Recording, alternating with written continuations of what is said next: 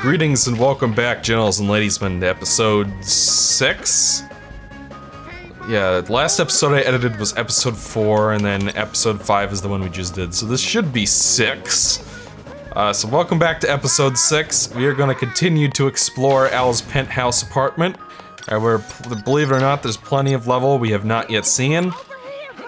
Still can't get over how good this looks on this monitor, but you guys don't care about that. Alright. So there's Joan Cusack, swearing up a storm. She's not actually swearing. I don't know what I meant by that. Those blinds look kind of cool. Like, you know, they would actually be that flat, so just having, you know, like, flat texture works pretty well. Look at that, they even have some reflection going on, or... Actually, I think what they did was, it's transparent. Yeah, I think that's what they did, and then they just put geometry underneath it. But, you know, it still looks pretty convincing, I must say. It's a pretty neat effect. You know, most licensed games would not have bothered with that, so yeah. Hate these cannons. Really hate these cannons. Sorry folks, I gotta take a call real quick. Alright, sorry about that folks, I had to go take a phone call real quick. Sometimes those things are kind of unpredictable, but I have taken care of that, so now we can go up here and defeat this annoying snack that pushed me off the damn ledge like this fucking Billy Hatcher or something. It's another game I gotta go play in the show. Another classic. And that game actually has 480p in it, which is, you know, always swell. If only my monitor supported 480p. Which, you know, is food for thought. If even my professional grade CRT monitor doesn't support 480p, then it does get me thinking, what TVs would have supported that back then? So, I guess I'm a little more forgiving about the overabundance of 480i and PS2, but... I don't know, even on a CRT, I'm not a huge fan of 480i. It's better. I'd much rather look at 480i on a CRT, but much rather, you know, have the full frame and not have it flickering, and you know what I'm saying? Bob deinterlacing is the most accurate to what watching 480i actually looks like. But I digress, you guys don't care about me and my strange obsession with the demon resolution 480i, which I talk about way too often on this show. Here's another neat little platforming section right there. Al has a giant train. I do like how they, cause you know, in the movie, Al McWiggin, that's his last name is McWiggin. Al McWiggin is a fan of Woody's Roundup. He's a collector, and he wants to sell Woody and the Roundup gang of toys as part of a complete collection to a toy museum in Japan. That is the plot, and the motivation for creating such a plot in the first place was that, what's his face, God, what's his name? Why can't I remember his name? The guy who directed Toy Story 1 and 2, and Cars 1 and 2, John Lasseter. John Lasseter is a toy collector himself, and after he released the first Toy Story movie, he knew he wanted to make a sequel when he saw a little kid hugging a Woody doll or something like that. And one of his ideas for the sequel was to... Oh yeah, okay, I remember what you gotta do here. So we've got this train, right? We have to get the train. There's like a caboose at the end, and we have to get the train to stop on it. In order to get the train to move over there, we have to hit these switches. This is actually pretty neat little puzzles, as you can see. He loops around, so we gotta get the train coming down this track right here that I'm standing on. So by pressing these switches, we can get the train to move to the appropriate track. Yeah, let's see, and then we follow her along. And see where it goes. It is kind of hard to know which switches you need to press. You do kind of have to get lucky, honestly.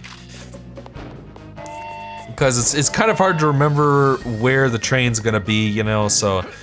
I know, there's a good idea for a puzzle here.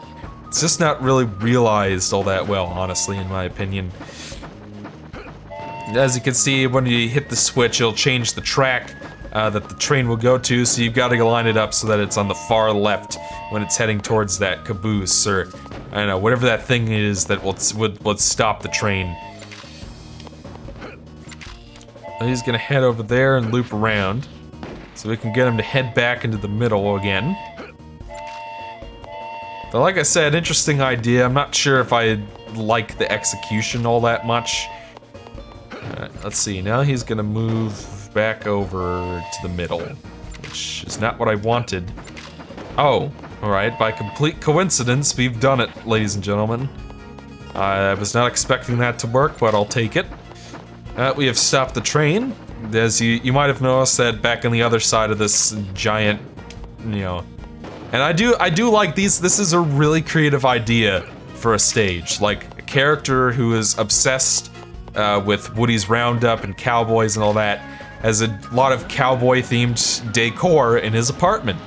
That's creative, that's clever, and it makes for some interesting set pieces. So the people who are making this game put in way more efforts than they really needed to, but I'm so glad that they did, because the final product benefits from it immensely.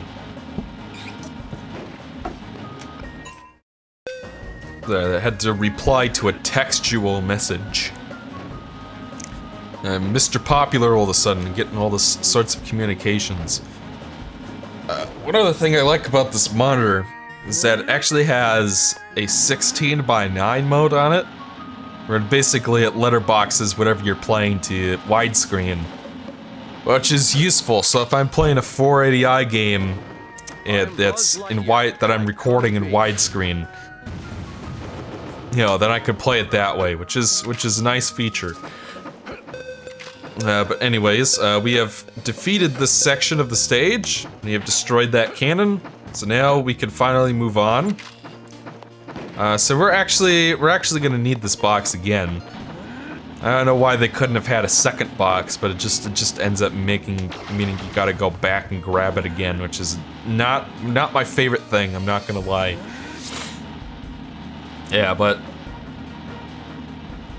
yeah, I don't know what else to say. We gotta push this box, and honestly, it's busy work, and I always hate this part of the level whenever I replay the game. But whatever, it doesn't take that long. It's over before you know it, so can't hate it too much. Oh, the scan lines are beautiful. I just can't get it. By the way, there's a cannon on top of that lamp over there, which is something else. So we'll go here under the lamp, grab the quans. Actually, have way more than enough to pay for ham, so I probably stop collecting coins at this point. So like, you got this thing we can push. Should be able to finish the game tonight, I think. There's not actually that many levels left.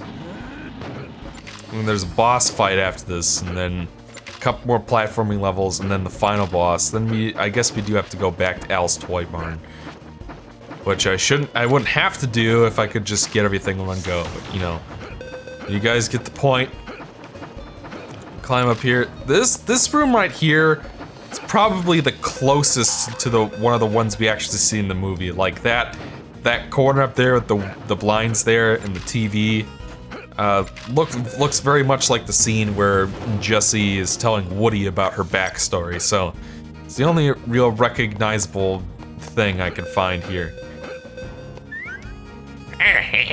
Defeat the gunslinger boss to get a Pizza Planet token. By the way, these guys have really weird voices in the other versions of the game. It's really strange. Like, they will talk at you, and it's... I grew up with this version where they don't talk, so hearing them actually talk was really weird. But they did actually get... God, what's his name?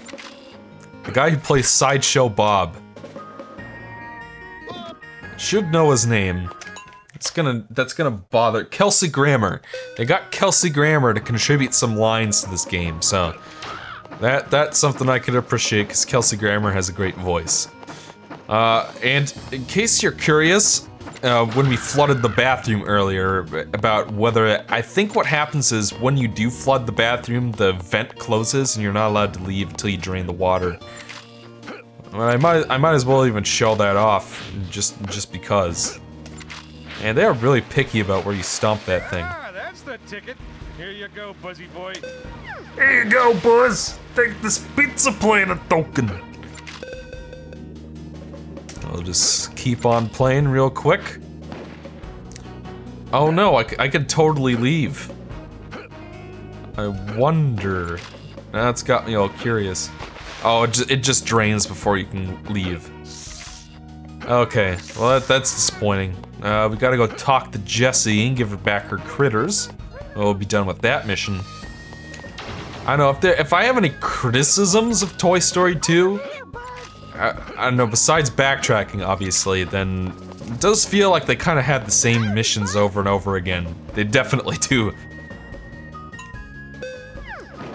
That's the last token for this level. We'll keep on playing. And over here, talk to Rex. Wow, you got all the tokens. Model citizen! It's the only Dr. Silverman line I can remember, so... Hopefully you're not all disappointed in me. So I do really like the Terminator films, especially the second one. Second one's the best. All you Terminator 1 fans out there, I'm sorry. Second one is better.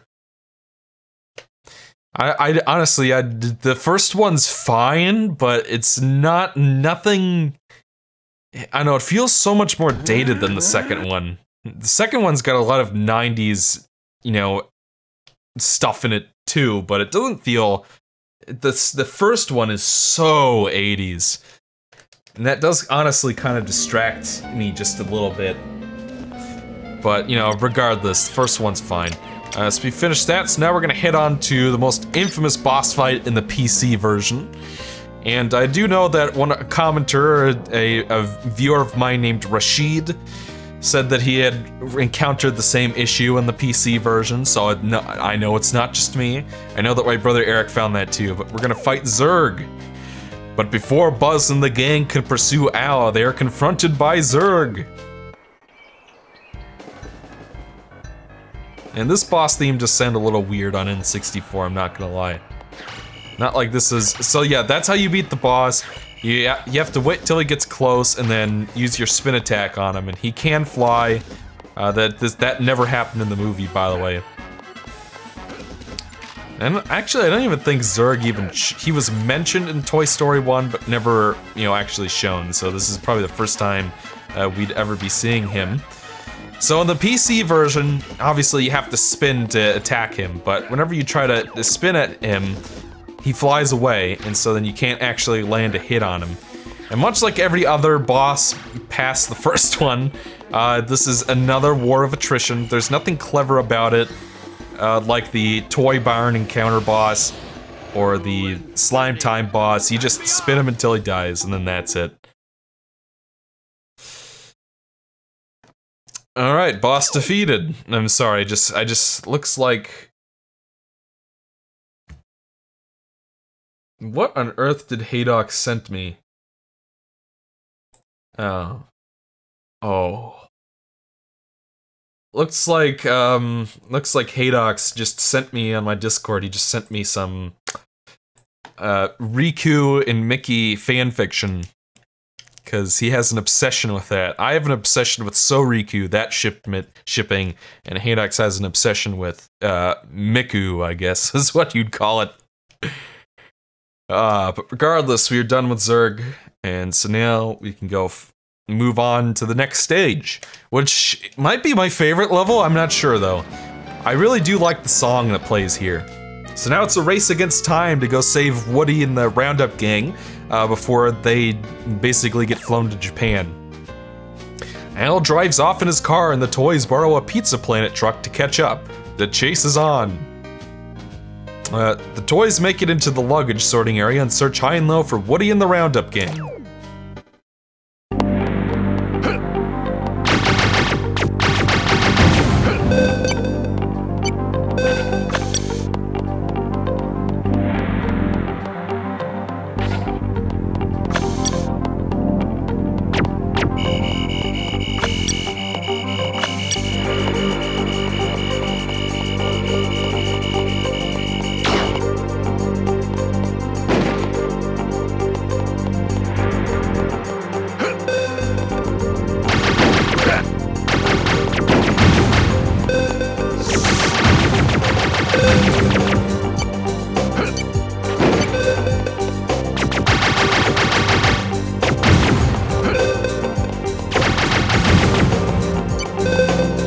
Yeah, so this is definitely my favorite musical track in Toy Story 2 right here is Airport Infiltration. And I don't know, like I said, this might be my favorite level, and that's part of my reasoning wise. I like the way that this level looks. I like the way it's designed, and the musical track that plays here is my favorite in the game. And for my money, the N64 track is better, in my personal opinion. Like, I'd say Construction Yard and Airport Infiltration are better on N64 in my opinion. And I don't know, one of the commenters on Twitter was telling me that he was disappointed that they left out the first level theme. Like, if you play the PlayStation, Dreamcast, PC version of Toy Story 2, there's a song that plays in Andy's house that does not play in this version of the game. It plays You've Got a Friend in Me, an instrumental of that instead. Do I want to climb up here yet? Sure, why not? So it's got, this level has some really great platforming in it. So the design of it's really neat. There's one platforming section towards the end that I'm not a huge fan of, but you know, I'll take what I can get. And I'm not a fan of how the suitcases seem to phase through solid matter like that. But, you know, it's clear that's not what it's supposed to be. And a lot of the enemies later on start to become HP sponges, which is not my favorite either. But yeah, there's a level that plays in Andy's house and every other version of the game that does not play in the first level of this game. But that track is still in the game, actually. It plays during the credits, so it is still there. But like I said, I find that the other versions of the game from my memory do not play the Bombs Away boss theme. Like if you play the Bombs Away boss on PlayStation, it will not play the Bombs Away boss theme. Instead it plays Slime Time, even though the song is on the disc, so I don't know why they did that. It's just like how with Spyro 3, the Black Label version of Spyro 3, you'll go to fight the final boss and it'll play the first hub world theme for some reason, even though the song itself is on the actual final boss theme is on the disc. I'm not really sure what happened there, but I don't know. Apparently it's some kind of glitch. Spyro 3 was rushed so that it would come out in 2001 before the Year of the Dragon was over. They wanted it to come out the same. They wanted Spyro Year of the Dragon to come out in the Year of the Dragon. So they rushed it, and then the Green Label Greatest Hits version is the actual complete version where they like the Black Label version of Spyro 3 has all the levels and stuff in it. It just has a couple of weird glitches in it that, Like if you play Spyro 3 on the PSP or the PlayStation 3, like you download it off the PlayStation Network, that's the Black Label version. And so I was used to playing the Green Label version, then I'm playing it on PSP and I'm like, why are they playing Sunrise Springs theme in Evening Lake? Evening Lake is one of my favorite tracks in the game, so I was really pissed off about that. But, you know, regardless. Jebby boy, always asking me for advice on recording footage, which you guys should all be doing as well. As, don't listen to that snake, Retropolis Zone, he doesn't know what he's talking about. Even though I depend on his advice too, so I'm just joking, but still. God damn, Rex is annoying in this game. Okay, so we can't go any further up there just yet. We need to go find, Mr. Potato Head's mouth. In fact, I think they have a funny little gag with that, actually, if you go talk to him. He doesn't have his mouth, so you try to talk to him, and... That's cute. You know, a different game wouldn't have bothered with that, but, you know, regardless. So yeah, the first level theme is actually on the cart, and it will play during the credits sequence. So it's just like you take some, you get some, you know. This version doesn't play the actual first level theme, but has the Bombs Away boss theme playing where it should be. And then the other versions of the game don't play the Bombs Away theme where it's supposed to, but have the first level theme. So it's like, it's just a trade-off, you know? And I don't know, I don't have a problem with You've Got a Friend in Me playing in Andy's house. It feels like a more fitting track, honestly, than the actual first level theme. I like the actual first level theme, but, you know, for my money, You've Got a Friend in Me fits that house. Just makes sense. regardless, and this is the longest 25 minutes of my life. Holy crap! I keep expecting the alarm to go off any minute, but so this is one of the worst platforming sections in Toy Story 2, and if you played this game, you know why. Basically, you have to wait 10, and I remember complaining about this in the review that I posted but later took down, where it just seems like it takes forever for those little wings to settle into position, and they have to be all the way down before you can start climbing up here. And I never thought to try that before, actually. Now be careful up here. There are these wind turbines that will push you around, so if you jump at the wrong time, you're gonna get flung. And that's not what you want. So you gotta wait for the turbine to stop spinning and then jump. That is the safest thing to do. Otherwise you will get pushed off, and for seemingly no reason, or without, it won't make any sense is what I'm trying to get at. It can even push me from up over there, so. Oh, fuck off. You're gonna make me come back with the fucking hover boots for this? Alright, I might be able to cheese this. Might be able to... For God's sake. I really don't want to have to climb up there again. But looks like I'm gonna have to at this rate. I'm definitely gonna have to now. Looks like I just inadvertently stumbled across a little tyke just now. Yeah, so when you play this, the moment you get the mouth, go and give it to Mr. Potate here. The Mr. Potato Head in this level, he will unlock the hover boots, which is the power-up that we need to complete Al's Toy Barn. Thanks to you, I'm a whole spud again. Thanks to you, I'm a whole spud again. Go ahead and take that. So now we have the hover boots. Those are unlocked. And unfortunately, we're gonna have to see what these do in the next part. Until episode 7, I believe, I'll see you guys next time.